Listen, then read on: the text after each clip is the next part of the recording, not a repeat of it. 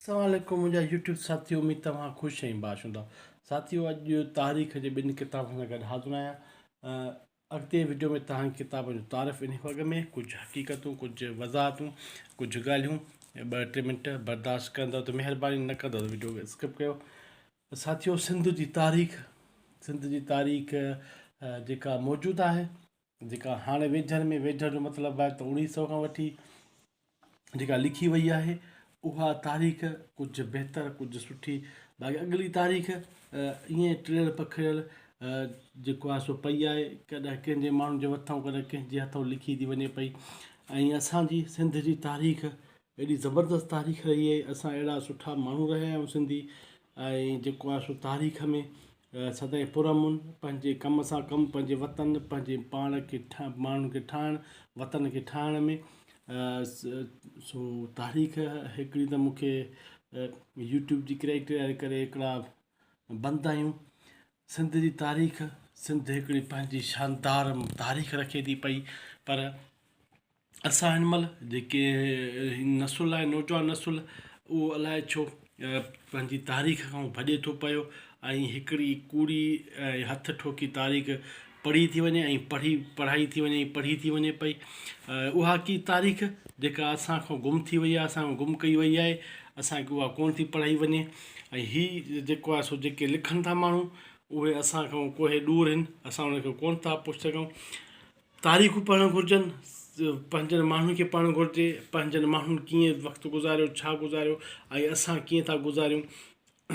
साथियो, अहिड़ी तारीख़ सवाइ असां अधूरा आहियूं। हर माण्हू अधूरो आहे जंहिंजी तारीख़ कोन्हे का, जंहिंजो जाग्राफी कोन्हे, जंहिंजो वतन कोन्हे, जंहिंजी ॿोली कोन्हे, उहो माण्हू न आहे। उहो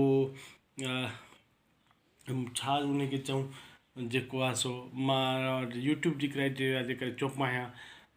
उहे जेके सो मुहाजिर सॼा था वञनि, जंहिंजो को वतन कोन्हे, जंहिंजी का ॿोली कोन्हे, कंहिंजो को माण्हू कोन्हे, जंहिंजो कल्चर कोन्हे को। तुंहिंजो कल्चर जंहिं मुल्क में वेंदव, मुहाजिर थी उनजो कल्चर अपनाईंदव ऐं उन्हनि जी ॿोली अपनाईंदव, उन्हनि जी जाग्राफी, उनजी रीति रस्म अपनाईंदव। तंहिं करे हर मुल्क जो, हर माण्हू जो पंहिंजो शानदार कल्चर हूंदो आहे, माण्हुनि जो कल्चर हूंदो आहे, ॿोली हूंदी आहे। उहो शानदार ॿोली आहे, शानदार कल्चर असां रखूं था पिया, असां पंहिंजी शानदार तारीख़ रखूं था पिया। अलाए छो तारीख़ुनि खे असां मुंहं था मोड़ियूं पिया, ऐं जॾहिं तारीख़ सां मुंहुं मोड़ींदासीं त तारीख़ असांखां मुंहुं मोड़ींदी, ऐं असांखे पंहिंजो वतन, पंहिंजी मिटीअ में जॻह कोन ॾींदो। किताब असांखे सेखारीनि था ज़मीन खां पट खां, ज़मीन खां मथे वेहणु ऐं इज़त इतराम सां असांखे ज़िंदगी गुज़ारण जो ॾस ॾियनि था। अचो किताबनि जो तारफ़ था कयूं। मुंहिंजो दड़ो गंगाराम सम्राट जो किताबु चचनामो, शमसुल उलमा मिर्ज़ा जो चचनामो, अॻु में तव्हां नबी बख़्श खान बलोच जो पढ़ियो आहे। ऐं हीअ हिकिड़ो अलॻि अंदाज़ आहे, अलॻि नए अंदाज़ सां। तो अचो तारीफ़ था करायूं। तारीफ़ करण में चैनल खे सब्सक्राइब, वीडियो खे लाइक, कमेंट ऐं ॿियनि साथियुनि सां वंड कंदा त वॾा वड़। पहिरियों किताबु आहे मुंहिंजो दड़ो गंगाराम सम्राट। गंगाराम सम्राट मुंहिंजे लाइ नओं आहे। मां ॾिसां पियो उनखे त नंगर चयो, यार हीअ ॾाढो भलो माण्हू अथई। नंगर चवंदा तारीख़दान, सियासतदान, सुठो माण्हू, तर्जुमे निगार। उन चयो अथई गंगाराम सम्राट जो को बि किताबु हुजे तव्हां वठो। मां चयो बिल्कुलु वठंदासीं। मुंहिंजो दड़ो जेको 25,000 वरह प्राचीन आहे, कुदरती कारण करे वक़्तु बे वक़्तु पए ख़ाली कयो ऐं वीरान कयो वियो, नेठि दफ़न थी उनजी असलियत ऐं बिल्कुलु नयूं हक़ीक़तूं। साथियो, हीअ हिकिड़ी किताब जी आहे, हिन में को बि फ़हिरिस्त कोन्हे चैप्टर्स जी। बाक़ी अगरि घुराइणु चाहियो, हिन इदारे खे कॉल करे घुराए सघो था, ऐं हिन महिरबानी साथी खे, हिन खे बि कॉल करे घुराए सघो था। हिन खां किताबु घरु वेठे हीअ तव्हांखे 300 रुपए, 350 रुपए में मोकिलींदो। पोस्ट खजे, न त वेझे हिकु वॾे शहर में तव्हांजे या न मौजूदु हुजे त वठी सघो था। सिंध जे बुक स्टॉल ते मौजूदु आहे। थोरी जेका खणी हिन में चैप्टर्स कोन्हनि, बाक़ी कुझु भूमिका। गंगाराम सम्राट चए थो, मुंहिंजो संस्कृति जे संस्कृति न सिंधी संस्कृति आहे, न भारतीय आर्या संस्कृति आहे, न ई द्राविड़ी संस्कृति आहे। अलबत्ता उनखे कुझु देशी ऐं कुझु विदेशी संस्कृतियुनि जो संगम चई सघिजे थो। सिंध उन समय उनजो मर्कज़ हो, छो त मुंहिंजो दड़ो खां अॻु हड़प्पा पंजाब जी खोटराई थी हुई। हाणे कच्छ सौराष्ट्र मिलण करे उनखे ओलह भारत साम्राज्य जो हिकु विशाल केंद्र चई सघिजे थो। सभिनी हंधा हिक ॿिए खां निरल अनोखियुनि चीज़ुनि जो मिलणु साबित करे थो त हर हंधि मकानी ऐं विदेशी गॾियल भरा वेवेल पियल आहिनि। सच ते खोज जी छंछाणिया ॿारहां अवस्था में आहे। सिंधियुनि जो अहिड़ो को लाइक़ु ऐं माहिर विद्वान आहे ई कोन जेको उन जी छंछाण ते छा रुॻो न के सम्झी बि सघे। फ़क़ति ठही ठुकी जा लावारिस वारिस अक्सर आहिनि। ॾाढो ॾुखाईंदो लफ़्ज़ु आहे, फ़क़ति ठही ठुकी जा लावारिस वारिस अक्सर आहिनि। धारियुनि खे पई कान्हे गैर सिंधी चाहे विदेशी हाणे थकिजी साणो थी पियो आहे। सही सघ न मिलण करे को अॻिते वधी बि कोन थो। को सिंधी उत्साह घटिजी पवे जेको सिंधी संसार इतिहास ख़ासि करे ओलह एशिया इजिप्ट मिस्र जी इतिहास जो गंभीर ॼाणू हुजे त को रस्तो निकिरे सघे थो। मगर अहिड़ो को ख्वाबु लहणु ख़ुदि ख्वाबु आहे। बाक़ी को ॼमी पवे या ॼमंदो लाइ कंहिं सुंढ मार ॾे निहारणो पवंदो। या सफ़ा ख़तरनाक लफ़्ज़ आहिनि यार, सफ़ा ख़तरनाक आहिनि। को अहिड़ो ख्वाबु लहणु ख़ुदि ख्वाबु, बाक़ी को ॼमी पवे या ॼमंदो उन लाइ कंहिं सुंढ मार ॾे निहारणो पवंदो। संसार जो शुद्ध इतिहास ठही नथो सघे जेको हिन वक़्तु अधो संसार जो शुद्ध इतिहास ठही नथो सघे जेको हिन वक़्तु बि अधु वक़्तु बि अधु अंधो आहे जेसीं भारत जो शुद्ध इतिहास कोन जुड़ियो।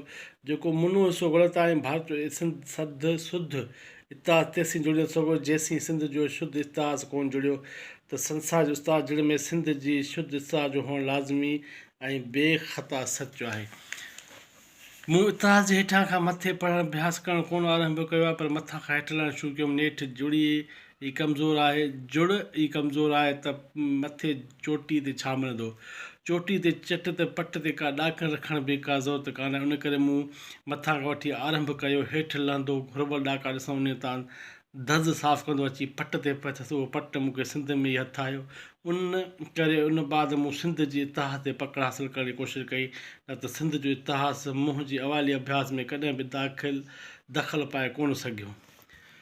साथियो, ॾाढा कठिन लफ़्ज़ आहिनि, अंदरि चीड़नि था पिया। छा हिनखे पढ़िजे। हिकु एॾो सच थो लिखे पियो जो अंदरि खे वढ करण लाइ काफ़ी आहे। मूंखे पंहिंजी सिंध जाती वटां जेको मान सम्मान आदर अदब मिलियो जंहिंखे फ़क़ति मां ई सम्झी सघां थो, सो मुंहिंजे जीवन जो वॾ में वॾो इनाम आहे। ऐं गैर सिंधियुनि वटां जेको मिलियो सो मुंहिंजी सफलता जे लाइ वॾो घणो पर प्राणात्याग रहियो आहे। प्राणात्याग आहे। गंगाराम सम्राट, सजीपुर ओघा, 25 नवंबर 1992। सो किताब आहे सिंधियुनि तां उहो वॾे में वॾो कलंक लाथो आहे। ख़ुदि चचनामे ॿियनि अरबी लेखकनि जी किताब जे आधार ते सिंधियुनि तां उहो वॾे में वॾो कलंक लाथो आहे। जंहिं मुंहिंजो राजा ॾांहुं न मारियो वियो न हारियाईं। खेसि 2 धीअर कोन हुयूं जेके ख़लीफ़ट कालियूं मोकिलियूं न खेसि का भेण हुई जंहिं सां शादी कयईं। उहा अहम ॻाल्हि उहा त सिंध ते देबल बंदोबस्त ते हमलनि जो कारण बि फ़क़ति सिंधियुनि जी ईरान शहंशाह खे मदद करणु हो, न के कंहिं अरब जहाज़ लुटणु। उहो सभु कूड़ न पर धोखो आहे जेको सिंधियुनि खे पढ़ायो पए वियो। साथियो, मुंहिंजा त तरा करे छॾिया हिन किताब मां। हिन किताब ते अलॻि वीडियो ठाहींदुसि। छा त गंगाराम सम्राट जा लफ़्ज़ आहिनि जो अंदरि खे कटण लाइ काफ़ी आहिनि। अॻिते वधंदे दिलि ई कोन थी चए त अॻिते को माना चई सघिजे। हीअ आहे चचनामो शमसुल उलमा मिर्ज़ा कलिच बेग जो। चचनामा तव्हां नबी बख़्श ख़ान बलोच जो पढ़ियो आहे, पर हीअ असांखां थोरो अलॻि आहे।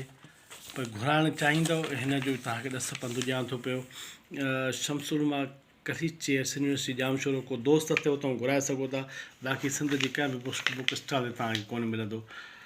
ऐं हीअ चैप्टर्स आहिनि जेके आहिनि सो किताब में खे विरहायो वियो आहे।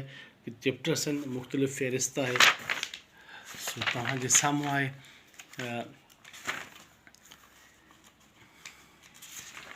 हीउ पुराणो छापो आहे चचनामो मिर्ज़ा कलिच बेग साहिब साईं जो हिस्ट्री ऑफ सिंध चचनामा।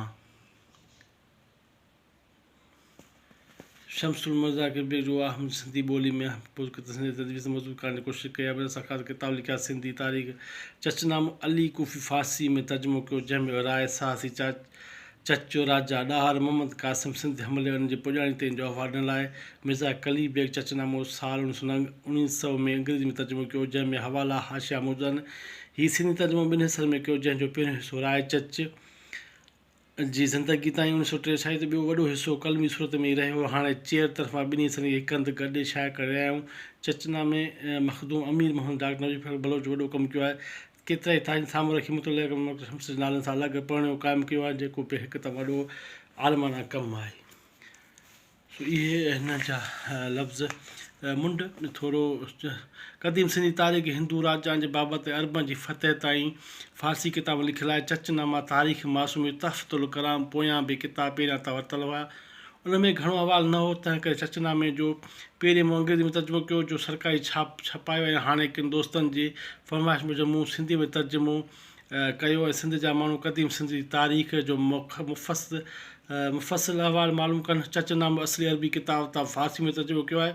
उन लिखंदड़ अली बिन मोहम्मद कूफ़ी जो असुलु कोफ़ जो वेठल हो, पर पोइ 600 हिजरीअ में 1200 ईस्वी में अची रहणु लॻो। मीर मासूम शाह सखर वारे पंहिंजे सिंधी तारीख़ जी 1583 फ़ारसी में लिखी, जंहिंजो मुस्लमान हाकिमनि बादशाह जो ज़िक्र आहे जो सिंध जो संदसि वक़्त ताईं आहे। उनखां पोइ हवाले किताब में लिखियलु आहे, जीअं त तारीख़ ताहरीर अरगोननामा तुर्खानामा बेगलरनामा पिछाड़ी 1487 1773 ईस्वी में सैयद अली शेर फ़ाते ठटी वारे तहफ़तुल कलाम जो किताबु लिखियो जो संदसि वक़्त ताईं आहे, याने मियां ग़ुलाम शाह कलोर जे वक़्त ताईं।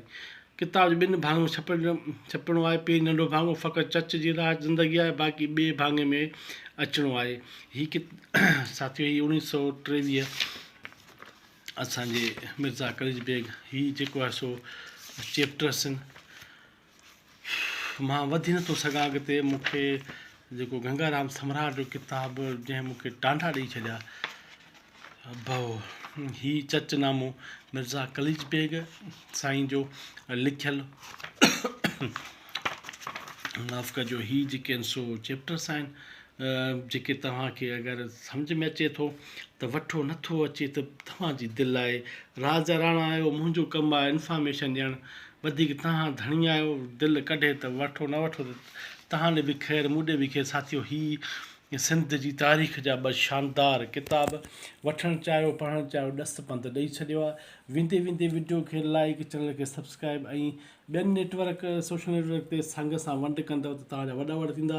चचनामो शमसुल उलमा मिर्ज़ा कलीज बेग, मुंहंनि जो दड़ो गंगाराम सम्राट जो मुंहंनि जो दड़ो, जेको असांजी निशानी वेंदे वेंदे चैनल खे सब्सक्राइब कंदा, तव्हांजा लख लाइक, जाॾे पेर ताॾे ख़ैरु।